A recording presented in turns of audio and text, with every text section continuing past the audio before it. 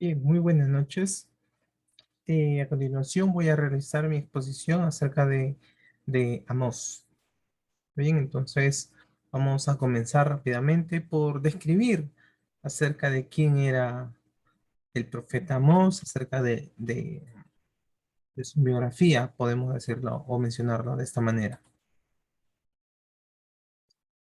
Amós, el autor, nos va a hablar de cuatro verdades fundamentales que lo vamos a ver ya a continuación. Pero antes de ello mencionar pues que Amós no era un sacerdote, como en el caso de Jeremías, por ejemplo, o Ezequiel. Amós era más bien era un pastor, y también va a mencionar pues la palabra que él cuidaba higueros. Ahora, también la Biblia no usa la palabra hebrea pues acostumbrada para referirse al término de pastor en este caso. Entonces, podemos de cierta manera ver que Amós tenía rebaños, era un hombre, pues, ¿no? Que se dedicaba a los negocios. Ahora, su casa estaba en Tecoa. Es un pequeño pueblo ahí, como vemos en el mapa, un pequeño pueblo de Judá, al sur de Belén, y digamos, pues, también de cierta cercanía a Jerusalén. Pero miren cómo es que Dios, a pesar de, o sea, viendo este contexto geográfico, Dios lo envía al norte para profetizar en Israel. Ojo que Amós no era ninguna persona, un exégeta que podemos decir en nuestros tiempos. Es decir, pues él no recibió sus mensajes por el estudio de las escrituras de otros, sino que él no fue un erudito, ni tampoco estuvo pues en las escuelas rabínicas de aquellos tiempos, ¿no? Bueno, al menos no tenemos documentación que nos pueda dar respaldo de estos argumentos. Incluso menciona que ni su padre fue profeta, pero sus conocimientos acerca de los tiempos, de la historia bíblica, por ejemplo, nos pueden dar algunos aires que tenía cierto conocimiento, pero no podemos argumentar eh, verazmente ello. Muy bien. Ahora también acerca del contexto histórico. Bueno, antes de ver el bosquejo del libro, un poquito quería enfocarme aquí y conseguí una imagen acerca de los tiempos de donde estuvo Amós, justamente. Y bueno, al hablar de cómo, por ejemplo, Amós recibía sus mensajes, eh, él los vivía, él vivía sus mensajes, los vio, ¿no? Como podemos decirlo en Amós 1:1. Ahora, recuerde que también un profeta es uno que recibe la revelación espiritual de, pues, ¿no? Estando en la presencia de Dios. Amós recibió sus mensajes durante el tiempo, pues, de dos reyes. Allí lo podemos ver en el mapa. Cuando Usías era el rey de Judá, el reino del sur, y Jeroboam II, el rey de Israel, o el reino del norte. Viendo un conteo, según esta imagen que logré conseguir de un libro, podríamos en todo caso indicar que probablemente Amos estuvo ministrando cerca de los años 760 a 755 aproximadamente, antes de Cristo. Ahora, Amós profetizó en Israel, pues durante 2 años. Durante 2 años. eh, Antes que suceda el terremoto, y está mencionado en Amós 1:1. Ahora, Zacarías también, Zacarías 14:5 si no mal recuerdo, también se va a mencionar este hecho. Entonces, 2 años antes es donde se sitúa Amós.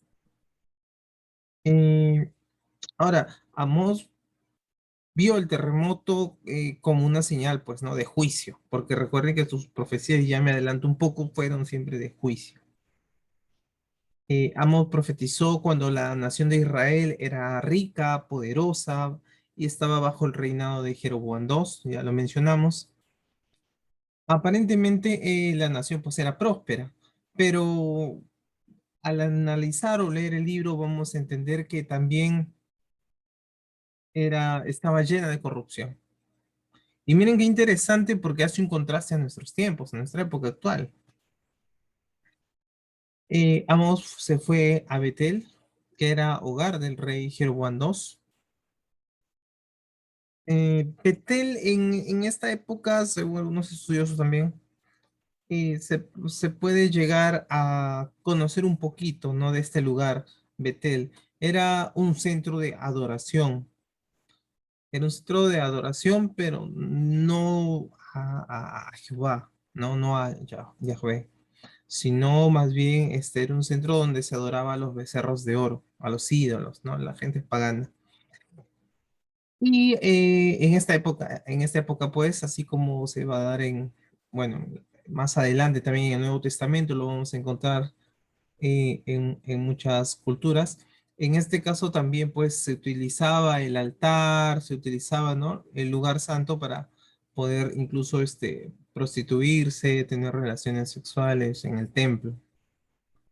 Y es por eso que Amós va a denunciar constantemente estos hechos. ¿No? La adoración a los ídolos, el pecado sexual, la opresión a los pobres también, que va a ser parte de su tema o de su mensaje principal. Eso acerca del contexto histórico que he podido investigar un poco. Ahora, acerca del tema principal del libro, bueno, está en Amós 5:24, que va a decir, pero corra el juicio como las aguas y la justicia como impetuoso arroyo. Creo que es bien claro, ¿verdad? Amos está predicando contra la hipocresía, está clamando por justicia para los pobres y pues por justificada, una vida justificada. Vamos entonces ya a entrar de lleno un poquito a lo que será el bosquejo del libro, cómo es la que se logra subdividir u ordenar las ideas que nos propone este autor. Amos explicó sus mensajes, como lo dijimos al inicio, ¿no? No es una persona, digamos, tan preparada, que sería el término. Él explica sus mensajes, pues, con palabras de granjero, de pastor de ovejas, en ese nivel coloquial, digámoslo así, ¿no? De referirse. Habló, por ejemplo, de un carro lleno de gavillas, de un pastor de ovejas rescatando un cordero de un león y de un cedazo eh, cerniendo granos. Pero hay algo especial, ¿no? También, porque algo nos dice que tal vez tenía algún conocimiento específico cuando se refiere al conocimiento, por ejemplo, de los tiempos. Y esto pues se refiere, ¿no? Por ejemplo, en Amós capítulo 1 verso 2 hasta el capítulo 2 verso 3. Podemos ver que tiene un entendimiento de la historia del mundo. Entonces, bueno, no, son destellos, ¿no? De cosas que él conoce y no cualquier persona podría conocer. Entonces, son cosas que nos llevan o nos pueden llevar a investigar un poco más. Bien, vayamos entonces también a la primera parte del bosquejo que lo habíamos visto en la diapositiva anterior. Habla sobre 8 juicios sobre las naciones.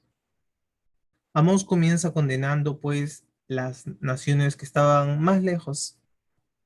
Describió los pecados terribles de 6 naciones que se encontraban alrededor de Israel. Por ejemplo, ¿no? En una de estas se mataba a las mujeres embarazadas. Eso lo encontramos en Amós capítulo 1, verso 13. Ahora, el profeta eh, le dijo a Israel que Dios iba a destruir a esas naciones por sus pecados. Sin duda, pues, ¿no? Entonces, Israel, pues, ¿no? Dirían, wow, wow, lo máximo, ¿no? Van a ser castigados, nosotros somos el pueblo elegido. Y luego de ese mensaje, digámoslo así, Amós comenzó a predicar en contra de los pecados cometidos, vuelta a los vecinos, es decir, a Judá. Recuerden que Israel se divide pues en el reino del norte, el reino del sur, y ahora pues le tocaba al vecino, al compadre.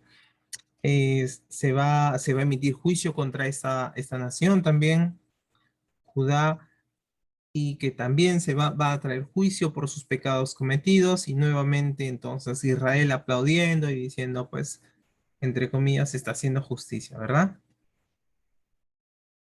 Pero el mensaje o la temática del libro, pues, no queda allí, no queda allí, sino que también va a culminar profetizando en contra del pueblo de Israel por sus pecados. Es más, lo llega a considerar como la más perversa que las naciones anteriores y que Dios los iba a destruir.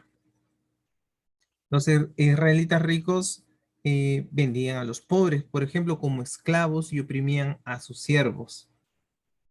Miren qué tal contraste porque se habían olvidado de cómo Dios los liberó de la esclavitud de Egipto. Era contra la ley entonces tratar a otro israelita como esclavo, ¿no? Recordemos Levítico 25. Y bueno, así vemos la manera entonces en que Amos ha organizado su mensaje. Comienza de lo más genérico y se va acercando hasta llegar a Israel y a profetizar acerca del juicio producto de su pecado. En una segunda parte también del bosquejo vamos a encontrar tres principios sobre el juicio de Israel. Primero en Amós capítulo 3 verso 2, Amós capítulo 3 verso 2, nos va a referir que el privilegio exige responsabilidad. El privilegio exige responsabilidad. Ahora, si nos ponemos a pensar en este primer punto, pues nosotros que estamos sirviendo en algún ministerio, algún área, pues vamos a también pasar, vamos a tener que estar ante el tribunal de Cristo y allí vamos a tener que rendir cuentas de qué es lo que hicimos con lo que Dios nos dio en su momento, cuando estuvimos aquí presentes en esta vida. Entonces, si bien es cierto, se goza entre comillas ciertos privilegios, pero eso contrae también mayores responsabilidades. Un segundo punto es el propósito de la disciplina de Dios. El propósito siempre de toda disciplina por parte de Dios es para guiarnos al arrepentimiento. Eso lo encontramos en Amós capítulo 4. Recuerden que siempre Dios en su infinita gracia va a dar oportunidad al hombre para que él pueda reconocer su falta, arrepentirse, acercarse y nuevamente comenzar de nuevo. Y un tercer punto que nosotros podemos encontrar aquí es que Dios está con los que anhelan hacer su voluntad, los que anhelan pues hacer lo bueno. Y está en contra de los que buscan también hacer lo malo. Eso está en Amós capítulo 5 al 6. El pueblo iba a Betel, a Gilgal y a Berseba para adorar los ídolos que estaban allí. Qué interesante porque recordemos que siempre el propósito era buscar a Dios. Soy el Dios del Padre Abraham, Isaac y Jacob. ¿Recordarán ello? No tendrás otros dioses. ¿Recuerdan los mandamientos? Pero ahora vemos más bien todo lo contrario. El pueblo se desvía y se va a otros templos a adorar a otros dioses, a venerar a sus ídolos, y todo esto pues obviamente acarrea juicio contra ellos. Por eso entonces lo importante que es poder siempre buscar a Dios y tratar de hacer lo correcto, ¿no? Y para ello tenemos que siempre permanecer constantemente analizando su palabra. Una tercera parte del libro nos va a hablar de 5 visiones de juicio sobre Israel. Tenemos el juicio de las langostas y fuego, el de la plomada de albañil, por ejemplo. En esta tercera visión, por ejemplo, acerca de la plomada de albañil, es una cuerda, ¿no? Ya creo que todos conocemos aquí, es una cuerda con un peso en un extremo. ¿Eso para qué sirve? Para medir si está a nivel, ¿verdad? Si está a nivel lo que se está edificando. Entonces, no puede irse ni para un lado ni para el otro. Con eso pueden armar edificaciones totalmente derechas, digámoslo así, ¿no? Entonces, eh, Dios compara a Israel a una pared torcida. Claro, en pocas palabras es lo que se está haciendo en Amós capítulo 7, del verso 7 al 9. Se compara al pueblo de Israel como una pared torcida y por lo tanto se le dice a Israel que va a ser juzgada y el reino de Jeroboam será destruido. Será destruido. Ahora, entre esta tercera visión y la cuarta, hay un paréntesis. Y aquí hay un paréntesis porque eh, hay una conversación entre el sacerdote Macías y, y Amós. Entonces, Amós brevemente deja de hablar de sus visiones para hablar de la reacción de Amasías ante todos estos escenarios. Eh, y miren que en el capítulo 7, entre el verso 10 y verso 17, Amasías le va a ordenar a Amós, ¿no? Le va a decir, ¿sabes qué? Vete allá, vuelve a tu casa, allá, come de tu pan y, bueno, y allá profetiza, ¿no? Deja a Betel aquí en paz. Y miren qué interesante porque analizando, rebuscando un poquito, el término Betel va a significar casa de Dios. Casa de Dios. Pero ¿qué es lo que ellos hacían? Dice, iban a Betel, a Gilgal, ¿a qué? A adorar a sus dioses, a manchar el templo, a tener pecados sexuales, etcétera. Entonces miren cómo se había transgiversado justamente la adoración a Dios. Entonces, ¿qué es lo que le responde Amós ante esta reacción de Amasías? Le dice, tú me mandas a irme por aquí y por allá, pero sabes, Dios te da este mensaje y le habla del juicio que va a venir a Amasías de parte de Dios. Wow. Qué importante entonces no ponerse a los planes de Dios, porque al final Dios hace su voluntad, pero el que paga las consecuencias, si es que se opone, es la persona. Dios es todopoderoso y su voluntad es buena, agradable y perfecta en todo tiempo. Ay de aquella persona la cual se opone a la voluntad o al plan divino. Tenemos una cuarta visión, que es el canastillo de frutas de verano, y también una quinta visión, que es el Señor en el altar, ¿no? Como cuando llegue el momento en que Dios va a juzgar pues ya a los pecadores, ¿no? Después de la segunda venida a esta tierra. Bien, entonces ya para ir terminando, tenemos una conclusión del capítulo 9, verso 11 en adelante. Amós aquí está profetizando sobre el juicio venidero por medio de Dios, pero el profeta también habla de una promesa que seguirá al juicio. ¿Y eso dónde lo encontramos? Lo mencioné entre el versículo 11 y el versículo 12.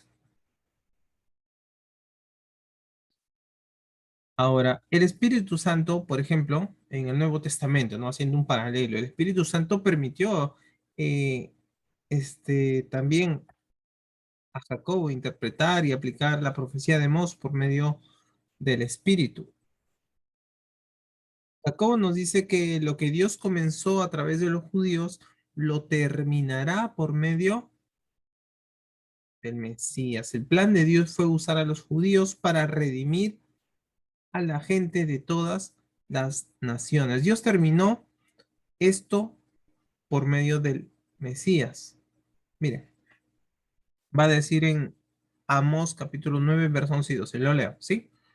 Después de esto volveré y reedificaré el tabernáculo de David que está caído, y repararé sus ruinas, y lo volveré a levantar, para que el resto de los hombres busque al Señor, y todos los gentiles sobre los cuales es invocado mi nombre, dice el Señor, que hace conocer todo esto desde tiempos antiguos.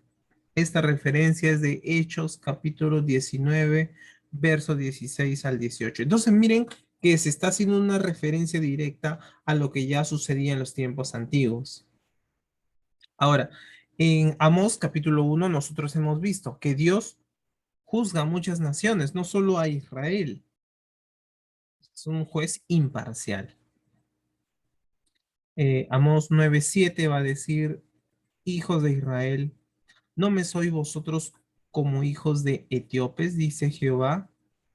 ¿No hice yo subir a Israel de la tierra de Egipto y a los filisteos de Caftor y de Kir a los arameos? Miren, estamos viendo que es el Dios de todas las naciones. Ahora, Israel fracasó en el objetivo de pues, ser ejemplo, de ser luz a las naciones como el pueblo de Dios. Pero ahora, aún así, Dios envió luz para las naciones por medio de Jesús, que fue judío. Qué hermoso, ¿verdad? Qué hermoso entender esto porque cuando se analiza, por ejemplo, en Jonás, vemos que Dios envió a un profeta para salvar a quienes, a los asirios. En Amós leemos el plan de Dios para redimir al mundo entero. Por medio de Jesús, Israel es la que va a llegar o va a poseer a las naciones, porque las naciones son herencia de Dios, el Hijo, herencia de Dios. El Hijo lo podemos encontrar incluso en Apocalipsis 12:5 si desean buscarlo en casa, y nosotros pues venimos a ser testigos de Jehová. Somos testigos de Jehová. Bueno, algo un poquito ya para concluir esta exposición, algunos principios que he podido rescatar han sido que primero Dios va a odiar la violencia, la opresión, va a juzgar a los pecadores de todas las naciones, de toda raza, indistinta alguna. Todos vamos a pasar ante el tribunal de Cristo eh, y los pecadores, todos, sin importar de qué nación sean, van a ser juzgados también por sus pecados.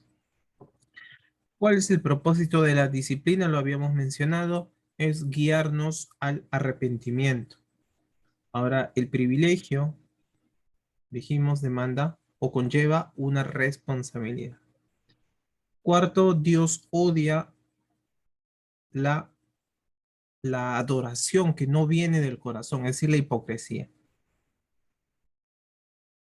Recuerden, los fariseos religiosos, pero no había nada en el corazón. Y Jesús siempre estuvo poniéndolos a ellos como el contraejemplo.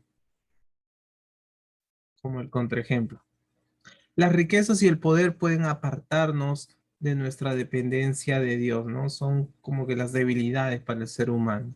Y en ello debemos siempre tratar de tener mucho cuidado de mantener un equilibrio. La prioridad siempre la debe tener Dios.